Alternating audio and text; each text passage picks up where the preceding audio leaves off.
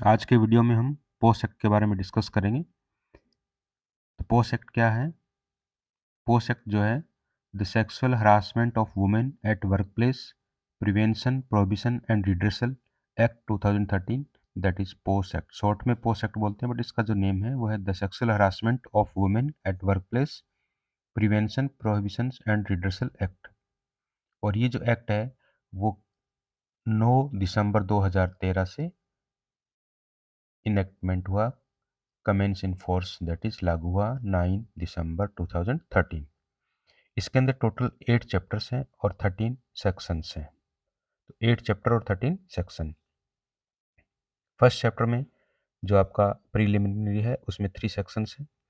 Second chapter में constitution of internal complaint committee जो कि इंपॉर्टेंट है, उसमें 4th सेक्शन है। थर्ड चैप्टर में कॉन्स्टिट्यूशन एलसीसी जिसको हम लोकल कंप्लेंट कमेटी बोलते हैं, इसमें भी 4 सेक्शंस है 5, 6, 7, 8। ये भी एक इम्पोर्टेंट पार्ट है जिसमें 6th वाला एलसीसी का कॉन्स्टिट्यूशन का है और 4th वाला आईसीसी का कॉन्स्टिट्यूशन का है। नेक्स्ट जो अपना 4th चैप्टर आता है उसके अंदर 3 सेक्शंस है, कंप्लेंट के बारे में है। और देन 5th चैप्टर जो है इंक्वायरी इनटू कंप्लेंट, इंक्वायरी के बारे में है जिसके अंदर 12 to 18 सेक्शंस है। देन 6th चैप्टर जो है वो आपका ड्यूटीज ऑफ एम्प्लॉयर है, एम्प्लॉयर की क्या क्या ड्यूटी है।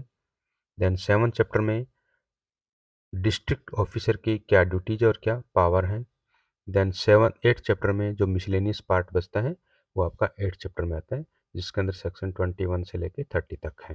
तो टोटल 8 चैप्टर और 30 सेक्शंस है। अब इसके अंदर सेक्शन स्टार्ट करने से पहले बेसिक चीज़ें क्या है वो देख लेते हैं। Post act 2013 provides protection against sexual harassment of women at work place and for the prevention and redressal of complaints of sexual harassment and for matters connected therewith or incidental thereto। तो जो भी women के against जो भी work place पे sexual harassment होता है उसको कंप्लेन करने का, उसको रिड्रेसल, उसको प्रिवेंशन करने का जो भी प्रोसेस होगा वो पोस्ट एक्ट के तहत होगा। इसके अंदर कुछ फंडामेंटल राइट्स हैं जिसका वायलेशन होने पे सेक्सुअल हरासमेंट माना जाएगा। इसके अंदर सेक्शन आर्टिकल्स 14 आता है एक तो, और आर्टिकल 15 है और आर्टिकल 21 है। 3 आर्टिकल्स हैं। The fundamental rights of a women to equality जो कि आर्टिकल 14 है, her right to life and to live with dignity जो कि आर्टिकल 15 है, and right to practice and any profession और any carry on any occupation trade और business with include a right to a safe environment free from sexual harassment that is article 21। तो 3 articles यहाँ पे 14, 15 and 21। यहाँ पर एक guideline दी गई है जो कि इंपॉर्टेंट है, विशाखा गाइडलाइन, जो कि सुप्रीम कोर्ट के द्वारा 1997 में दी गई थी, जो कि एक राजस्थान का केस है उसके बेस पे विशाखा गाइडलाइन बनाई गई थी। Which made workplace establishment institution accountable and responsible. तो यहाँ पे जो गाइडलाइन है वो इंस्टीट्यूशन को या वर्कप्लेस जो भी है उसको अकाउंटेबल बनाती है और रिस्पॉन्सिबल बनाती है कि जो वुमेन है उसका जो वर्क प्लेस है वो सेफ हो और डिग्निफाइड हो। Then in 2013 POSH act was enacted which placed an obligation to prevent prohibit and redress on work place and those in positions of responsibility. ये पोस्ट एक्ट 2013 में आया था, जो अभी हम ऊपर डेट देख चुके हैं 9 दिसंबर 2013। POSH act provides civil remedy, यहाँ पे जो एग्रीव्ड वुमेन होते हैं उसको सिविल रेमेडी प्रोवाइड कराता है in addition to criminal proceeding. Criminal proceeding के साथ सिविल रेमेडी को प्रोवाइड करवाता है। तो अब हम आगे देखते हैं, फर्स्ट चैप्टर से आगे चलते हैं कि फर्स्ट चैप्टर में क्या है।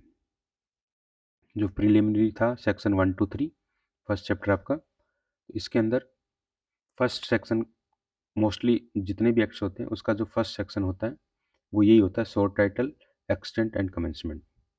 तो इसका जो शॉर्ट टाइटल क्या है, इसमें सब सेक्शन 1 and 2 है। This act may be called the sexual harassment of women at workplace prevention prohibition and redressal act 2013। तो इसका जो पूरा नाम है वो ये है, sexual harassment of women at workplace prevention prohibition and redressal act 2013। Then second section जो है इसका डेफिनेशन से आता है। ये भी इंपॉर्टेंट है। यहाँ डेफिनेशंस मीन्स जितने भी इसके अंदर एक्ट में वर्ड्स यूज किए गए उनका डिफाइन किया गया है। तो सेक्शन 2 का जो ए पार्ट है, सब सेक्शन ए, उसमें अप्रोप्रिएट गवर्नमेंट दिया है। तो अप्रोप्रिएट गवर्नमेंट का मीनिंग यहाँ पे 3 गवर्नमेंट का नाम दिया गया है। एक तो सेंट्रल गवर्नमेंट, एक स्टेट गवर्नमेंट और एक यूटी का। तो जो मोस्टली यूटी वाली को भी हम स्टेट में ले लेते हैं कई बार, और कई जगह स्टेट सेंट्रल गवर्नमेंट का भी है। तो इसको फर्स्ट पॉइंट देखते हैं। In relation to workplace which is established on control और होली और substantially financed by funds providing directly और इनडायरेक्टली। अगर सेंट्रल गवर्नमेंट के द्वारा या यूटी एडमिनिस्ट्रेशन के द्वारा एस्टेब्लिश्ड है, उसके द्वारा ओन्ड है, उसके द्वारा कंट्रोल्ड है, किसके द्वारा, यूटी या सेंट्रल गवर्नमेंट के द्वारा, या होली और सब्सटेंशली फाइनेंस्ड है, जो कि फंड प्रोवाइड करती है डायरेक्टली या इनडायरेक्टली, तो उस केस में सेंट्रल गवर्नमेंट और यूटी के केस में जो अप्रोप्रिएट गवर्नमेंट होगा वो क्या होगा, सेंट्रल गवर्नमेंट होगा। और अगर यही केस दैट इज अगर कोई भी वर्क प्लेस स्टेट गवर्नमेंट के द्वारा स्टेब्लिश्ड है, या उसी के द्वारा ओन्ड है, या उसके द्वारा कंट्रोल्ड है, या उसके द्वारा होली और सब्सटेंशली फाइनेंस्ड है, किसके द्वारा, स्टेट गवर्नमेंट के द्वारा, तो उस केस में जो अप्रोप्रिएट गवर्नमेंट होगी वो क्या होगी, स्टेट गवर्नमेंट होगी। सेकंड पॉइंट कहते हैं कि in relation to any workplace not covered under sub rule clause 1 and falling within its territory, जो एक और बी हमने पढ़ा है, अगर इसके अंडर नहीं कवर हो रही है और वो जिस स्टेट में आ रहा है इंस्टीट्यूशन या वर्क प्लेस, वो उस स्टेट का जो गवर्नमेंट होगा वो उस वर्क प्लेस के लिए अप्रोप्रिएट गवर्नमेंट होगा। तो यहाँ पे 2 गवर्नमेंट दिया आपको, सेंट्रल और स्टेट। यूटी के केस में भी सेंट्रल गवर्नमेंट होगा और सेंट्रल गवर्नमेंट के केस में भी सेंट्रल गवर्नमेंट होगा, बट यहाँ पे ध्यान रखना कि वो उस स्टेट यूटी के द्वारा ओन्ड हो, स्टेब्लिश्ड हो और उसके द्वारा ही फंड दिया जा रहा हो। तो 2 टाइप की यहाँ पे अप्रोप्रिएट गवर्नमेंट होगी, सेंट्रल और स्टेट। बी पॉइंट कहता है एम्प्लॉइज। एम्प्लॉय का मीनिंग है, एम्प्लॉय मीन्स अ पर्सन जो employed at a workplace for any work or on regular, temporary, ad hoc, daily wages basis। तो कोई भी एम्प्लॉय जो है वो जहाँ वहाँ वर्क प्लेस पे काम कर रहा है, चाहे वो रेगुलर बेस पे हो, टेम्परेरी बेस पे हो, एडॉक बेस पे हो, डेली वेजेस बेसिस पे हो, either directly or through an agent contractor with or without the knowledge the principal employer।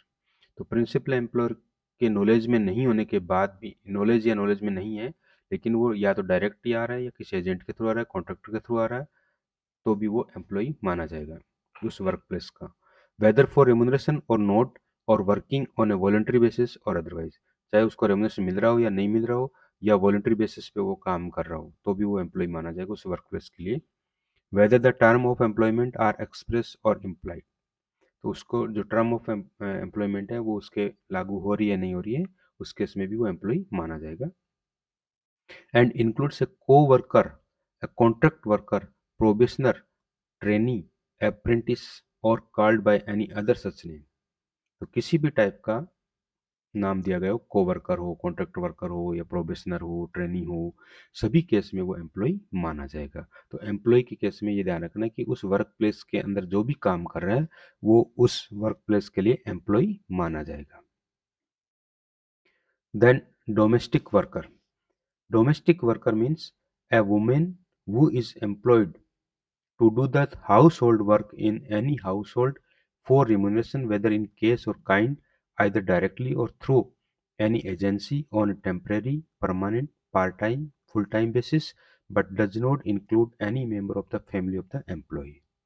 तो एम्प्लॉय जो डोमेस्टिक वर्कर होता है, जो घर में काम करने वाली महिला होती है, वो घर का जो काम करती है वो किसी भी टाइप का काम कर रही हो, रेमुनरेशन बेस पे कर रही हो, कैश और बेस पे कैश लेके कर रही हो, या किसी भी टाइप का डायरेक्टली या किसी एजेंसी के थ्रू आ रही हो, temporary, permanent, part time, full time, किसी भी बेस पे, तो उसको हम डोमेस्टिक वर्कर मानेंगे। बट उसमें जो फैमिली मेम्बर है, किसका, एम्प्लॉयर का जो फैमिली मेम्बर है, उसको इंक्लूड नहीं किया जाएगा डोमेस्टिक वर्कर में। देन आता है aggrieved women. Aggrieved women means जिस महिला के साथ, जिस वुमेन के साथ कुछ वर्क प्लेस पे सेक्सुअल हरासमेंट हो रहा है तो वो एग्रीड वुमेन मानी जाएगी। तो in relation to a work place a women of any age whether employed और नॉट, किसी भी एज की महिला है वो एम्प्लॉयड है या नहीं है, विजिट करने आई हुई हो, वो alleges to have been subjected to any act of sexual harassment by the respondent.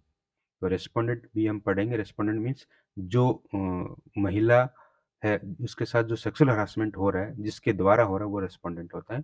तो रेस्पोंडेंट के द्वारा किसी भी तरीके का सेक्सुअल हरासमेंट किया गया है किसी भी महिला के साथ, चाहे वो एम्प्लॉयड है या नहीं है, तो वो एग्रीव्ड वुमेन माना जाएगा। सेकंड पॉइंट कहता है in relation to dwelling place और house a women of any age who is employed in such a dwelling place और हाउस।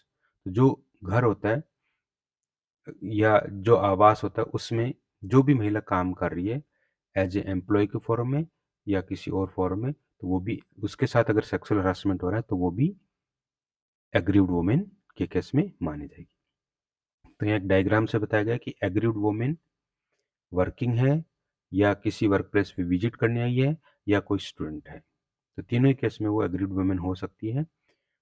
वर्किंग में कौन कौन हो सकता है? Domestic worker, regular temporary ad hoc daily wages पे या फॉर रेमुनरेशन वॉलंटरी बेसिस पे, या एम्प्लॉयड डायरेक्टली थ्रू हो या कोई किसी एजेंट के थ्रू हो, या कॉन्ट्रैक्ट वर्कर हो, प्रोबेशनर हो, ट्रेनी हो, अप्रेंटिस हो, या अदर कोई भी केस हो।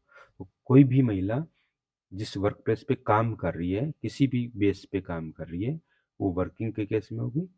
और अगर कोई विजिट करने आई है उस वर्क प्लेस पे तो वो भी एग्रीड वुमेन के केस वो माना जाएगा, और स्टूडेंट भी, गर्ल स्टूडेंट जो है वो एग्रीड वुमेन में मानी जाएगी अगर उसके साथ सेक्सुअल हरासमेंट हो रहा है तो। देन आता है work place. Work place means covers both the organised and unorganised sectors include. तो जितने भी ऑर्गेनाइज और अनऑर्गेनाइज सेक्टर्स हैं वो सारे वर्क प्लेस में इंक्लूड होंगे। जैसे any department, organisation, undertaking, establishment, enterprises, institution, office, branch और unit which is established, owned, controlled और होली और substantially financed by fund provided directly or indirectly by the appropriate government or the local authority of a government company or a corporation or a cooperative society। तो कोई भी ऐसा department जो organised है और किसी भी लोकल अथॉरिटी के द्वारा हो या किसी भी अप्रोप्रिएट गवर्नमेंट के द्वारा हो, जितने भी डिपार्टमेंट हो वो सारे वर्क प्लेस में माने जाएंगे। प्राइवेट सेक्टर भी मोस्टली जो अंडरटेकिंग है, एंटरप्राइजेज है, कोई भी इंस्टीट्यूशन है, एस्टेब्लिशमेंट, सोसाइटी, ट्रस्ट, एनजीओ, ये सभी ऑलमोस्ट सारे हेल्थ सर्विस वाले हैं, सप्लाई, सेल, डिस्ट्रीब्यूशन, ये सब वर्क प्लेस में माने जाएंगे। नेक्स्ट आता है हॉस्पिटल एंड नर्सिंग होम। तो जितने भी हॉस्पिटल्स हैं, नर्सिंग होम्स है, वो सारे वर्क प्लेस में माने जाएंगे। देन एनी स्पोर्ट्स इंस्टीट्यूट है, stadium, sports complex, games venue, training, sports और अदर एक्टिविटीज रिलेटेड सारे वर्क प्लेस में माने जाएंगे। Any place visited by the employee arising out of और during the course of employment including transportation by the employer for undertaking such journey. तो transportation भी जो होता है, मान लीजिए किसी गाड़ी के द्वारा जर्नी की जा रही है और उस गाड़ी में सेक्सुअल हरासमेंट हो रहा है तो भी वो वर्क प्लेस माना जाएगा। एंड डेवलिंग प्लेस और ए हाउस मीन्स जो भी आवास होता है, जो भी घर होता है, वो भी वर्क प्लेस में माना जाएगा। देन अनऑर्गेनाइज सेक्टर में क्या आता है? ये अभी तक जो भी हम बात करें ऑर्गेनाइज सेक्टर की बात कर रहे थे। In relation to work place means an enterprise owned by individuals or self-employed workers and engaged in the production or sale of goods or providing service of any kind। यानी ऐसा organisation जो किसी एक व्यक्ति के द्वारा या किसी ग्रुप के द्वारा चलाया जा रहा है, जिसमें कुछ लोग काम कर रहे हैं और उसमें कुछ सामान बनाया जा रहा है या कुछ सर्विस प्रोवाइड करवाई जा रही है, तो ये भी वर्क प्लेस माने जाएंगे। Where the enterprise employs worker the number of such workers is less than 10। तो ऐसे जहाँ पे 10 से कम वर्कर्स हैं तो उसको हम अनऑर्गेनाइज सेक्टर में मान सकते हैं। Employer, employer means in relation to any department, station, office or unit of the appropriate government or a local authority, the head of the that department, institution, office or unit or such or other officers specified by the appropriate government or a local authority। तो employer means जो employ को service दे रहा है, तो head of the department हो सकता है, कोई भी इंस्टीट्यूट हो सकता है, कोई भी ऑफिस जो कि अप्रोप्रिएट गवर्नमेंट या लोकल अथॉरिटी उसको अधिकार देती है एम्प्लॉयर का। Next, any person whether contractual not responsible for the management, supervision and control of a designated workplace not covered under clause 1। तो जो क्लोज 1 के अंदर कवर्ड नहीं है, लेकिन किसी पर्सन के द्वारा, चाहे वो कॉन्ट्रेक्चुअल बेस पे लगाया गया हो उसको, या उसको responsible for the management supervision यानी सुपरविजन के लिए लगाया गया हो, या किसी वर्क प्लेस पे कंट्रोल के लिए लगाया गया हो, तो वो भी एम्प्लॉयर माना जाएगा। In relation to a dwelling place और हाउस, घर के लिए, ए पर्सन और हाउस होल्ड हु एम्प्लॉयज और benefits from the employment of domestic worker, तो डोमेस्टिक वर्कर को जो काम पे लगाता है वो भी उसको उसका एक एम्प्लॉयर माना जाएगा। तो यहाँ पे एम्प्लॉयर की जो हम बात कर रहे हैं वो है आपका government local bodies work place, private work place, dwelling house. तो जहाँ पे गवर्नमेंट की या लोकल बॉडी का वर्क प्लेस होगा वहाँ पे हेड या ऑफिस स्पेसिफाइड होगा। प्राइवेट वर्क प्लेस में पर्सन स्पेसिफाइड होगा जो कि उस मैनेजमेंट के लिए रिस्पॉन्सिबल होगा, सुपरविजन कंट्रोल उसके हाथ में होगा। और डिवेलिंग हाउस में जो पर्सन उससे एम्प्लॉय को यानी जो काम कर रहा है डोमेस्टिक वर्कर है उसको काम दे रहा है, तो वो डिवेलिंग हाउस का एम्प्लॉयर माना जाएगा। तो सेक्सुअल हरासमेंट के बारे में अब हम पढ़ते हैं। नेक्स्ट, सेक्सुअल हरासमेंट कितने टाइप का होता है, क्या क्या उसके अंदर आता है। इंक्लूड एनी वन और more of the following unwelcome acts behaviour whether directly और बाय इम्प्लीकेशन। तो यहाँ पे कुछ एक्ट्स दे रखे हैं, ये या तो डायरेक्टली किए गए हों अनवेलकम एक्ट्स जो है, या फिर इम्प्लीकेट किए गए हों कि इस टाइप से किया जा सकता है। जैसे physical contact and advance, a demand or request for sexual favors, making sexually colored remarks, showing pornography, any other unwelcome physical, verbal or non-verbal conduct of sexual nature, ये सारे sexual harassment में माने जाएंगे। Generally, workplace sexual harassment refers to two common forms of inappropriate behavior। Mostly दो जो common form माने जाते हैं इनएप्रोप्रिएट बिहेवियर के, तो उसमें कौन कौन से दो है।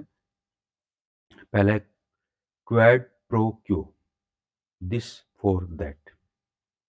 क्विड प्रो क्यो, तो इसको हम बोलते हैं दिस फॉर दैट, यानी ये करोगे तो ये होगा, ये करोगे तो ये नहीं होगा, इस टाइप से।